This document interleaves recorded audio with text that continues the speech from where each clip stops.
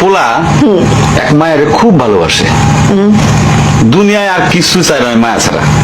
আচ্ছা। কিন্তু মায়া পোলাডারে পছন্দ করে না। ওহো। অনেক চেষ্টার পর মায়া সে পোলাডারে কইল যে ঠিক আছে, আমি তোমারে ভালোবাসতে পারি, হ্যাঁ। আমার একটা জিনিস এনে দিতে হবে। কি রে? পোলাটা তখন কইলো যে তোমারে পাওয়ার লিগা আমি দুনিয়ার যে কোনো জায়গা থেকে যে কোনো জিনিস এনে দিতে পারি। হ্যাঁ হ্যাঁ।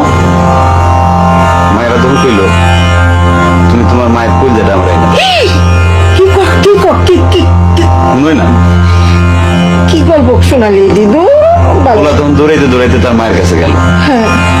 মারে যা কইলো, মা আমি একটা মায়ের ভালোবাসছি, তার ছাড়া বাঁচুক না, কিন্তু ওই মায়া আমার একটা জিনিস নিয়ে যাইতে কইছে, সেটা হলো তোমার কলিজা।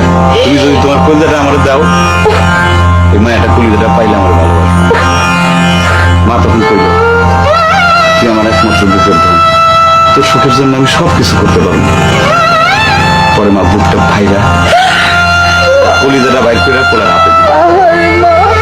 পোলাটা কলিজাটা হাতে পাইয়া যে কি খুশি, মা দৌড়াইতেছে দৌড়াইতেছে দৌড়াইতেছে দৌড়াইতে দৌড়াইতে হঠাৎ রাস্তার মধ্যে উষ্টা খাইয়া পড়ে গেছে। হাতের কলিজাটা হাতের থেকে ছুটে রাস্তার মধ্যে পড়ছে। তখন মায়ের কলিজাটা কইতেছে, ব্যথা পাইছো বাজান?